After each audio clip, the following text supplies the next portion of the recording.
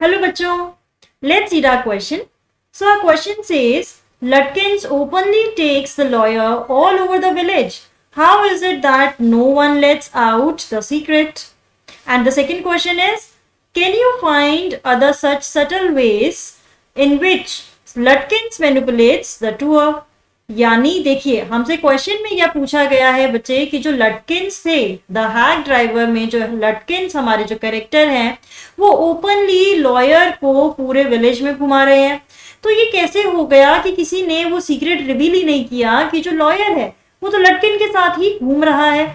ठीक है, तो ऐसी कौन सी सटल वेज जो थी लटकिन्स ने यूज की लॉयर को मैनिपुलेट करने में, पूरे टूर को मैनिपुलेट किया उसने, तो ऐसी कौन सी वेज थी।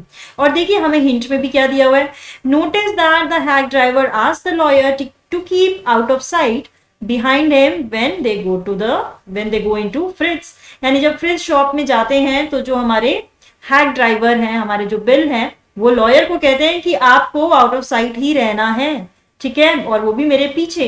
तो ये एक ट्रिक थी, ठीक है, लटकिन्स की, उनको पागल बनाने की, उनको मैनिपुलेट करने की।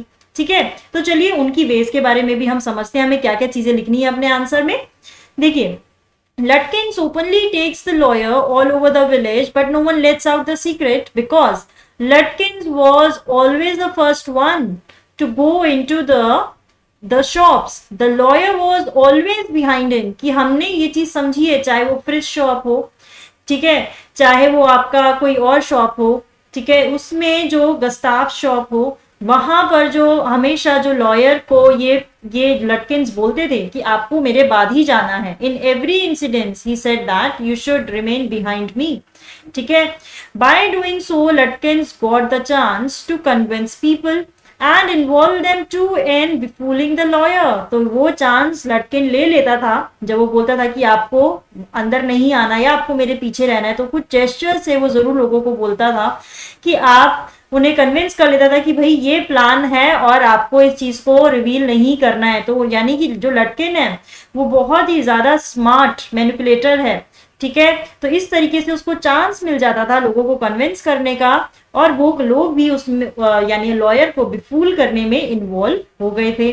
ठीक है, Latkins cleverly advise the lawyer not to go first to ask for Latkin because he was wearing fancy clothes. अब यहाँ पर देखिए लटकिन्स एक और चीज बोलते हैं कि तुम मत जाना पूछने के लिए, क्योंकि तुमने फैंसी क्लोथ्स पहने हुए हैं, तुम तो सिटी के लग रहे हो, सिटी से आए हो, तो तुम्हें देखकर तो लटकिन भाग ही जाएगा। तो ये भी जो लटकिन है वो बहुत ही क्लेवरली कन्विंस कर लेता है हमारे लॉयर को।